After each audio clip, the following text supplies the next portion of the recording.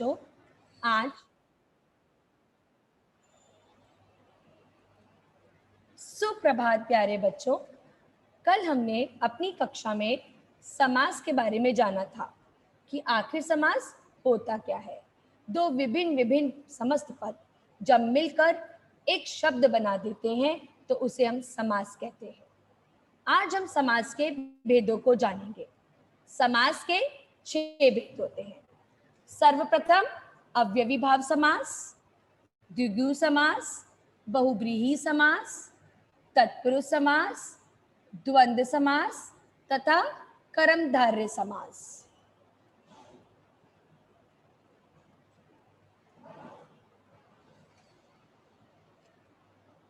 अव्ययी भाव समास।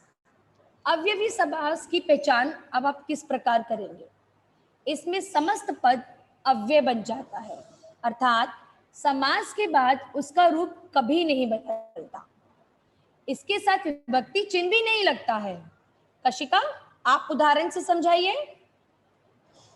जी, आजीवन, जीवन भर, यथा समर्थ, सामर्थ्य के अनुसार, यथा शक्ति, शक्ति के अनुसार, यथा विधि, विधि के अनुसार, यथा क्रम, क्रम के अनुसार, भर पेट, पेट भरकर, हर रोज, रोज रोज।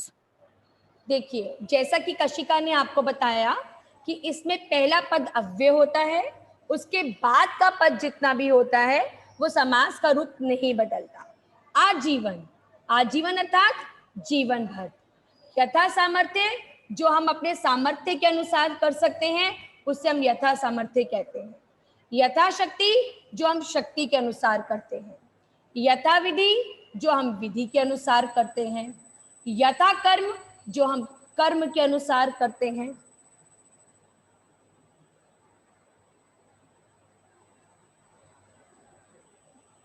कर्मधारय समास, जिस समास का उत्तर पद प्रधान हो और पूर्व पद व उत्तर पद में विशेषण, विशेष्य अथवा उपमान, उपमेय का संबंध हो, वह कर्मधारय समास कहलाता है। इसी परिभाषा को अब हम उदाहरण के साथ समझेंगे। देहलता, जब हम इसका समास विग्रह करेंगे बच्चों तो ये बनेगा देह रूपी लता। नीलकमल, नीला है जो कमल, वो क्या कहलाएगा? नीलकमल। ठीक उसी प्रकार सज्जन, सत जन, जो एक अच्छा पुरुष होता है वो सज्जन व्यक्ति कहलाता है। दही बड़ा, दही में डूबा हुआ बड़ा। पीतांबर, पीला अंबर, अर्थात इसको आप वस्त्र भी बोल सकते हैं। नरसिंह, नरों में सिंह के समान जो होता है वो कहलाता है नरसिंह। अर्थात कर्मधारय समास क्या हुआ? कशिका बताइए। मैम, कर्मधारय समास वह है जिस समास का उत्तर पद प्रधान होता है, जैसे नरसिंह। शाबाश, बहुत अच्छे से आपने इसको बताया। आगे चलेंगे अगले समास की ओर। तत्पुरुष समास के प्रकार। आप सभी ने अपनी अपनी 8वीं कक्षा में समास के बारे में पढ़ा होगा, अर्थात कारक के बारे में भी पढ़ा होगा। अब डॉली, आप मुझे बताइए कितने कारक होते हैं आपके? डॉली बताइए। मैम 9। 9 कारक? नहीं डॉली, 9 कारक नहीं होते हैं बेटा। कारक कितने होते हैं हमारे? 8 कारक होते हैं। डॉली, कितने कारक 8 होते हैं हमारे? मैम 8 कारक। वेरी गुड, 8 कारक। तत्पुरुष समास के प्रकार। तत्पुरुष समास के भी कई प्रकार होते हैं। विग्रह जो में जो कारक प्रकट होता है वही कारक समास होता है।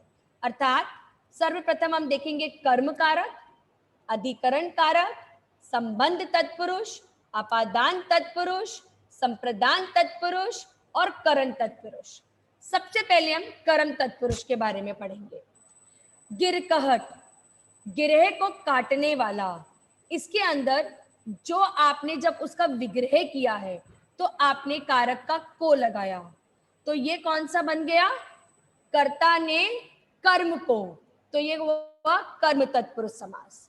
अधिकरण तत्पुरुष, नगरवास, नगर में वास, तो इसका अर्थ ये हुआ कि अधिकरण तत्पुरुष में क्या लगता है, मैं। संबंध तत्पुरुष, उसका उदाहरण है गंगा जल, गंगा का जल, अर्थात संबंध तत्पुरुष के अंदर हमने किस कारक का प्रयोग किया, का। अपादान तत्पुरुष, उसका उदाहरण है देश निकाला, अर्थात देश से निकाला। तो इसका अर्थ ये हुआ कि अपादान तत्पुरुष में आपने कौन सा कारक लगाया, से। इसके बाद आता है संप्रदान तत्पुरुष, जिसका हमने उदाहरण लिया रसोई घर, अर्थात रसोई के लिए घर। तो के लिए हमारा क्या हो गया, संप्रदान तत्पुरुष। करण तत्पुरुष, इसका उदाहरण लिया हमने मन चाहा, अर्थात मन से चाहा। तो ठीक है बेटा, इतना समझ में आया सबको? मेरे सभी विद्यार्थियों को इतनी बात समझ में आई है, बताइए सबको? यस समझ मैम। में? Yes ma'am. Yes ma'am. शाबाश। अब हम अगले उसकी तरफ चलते हैं।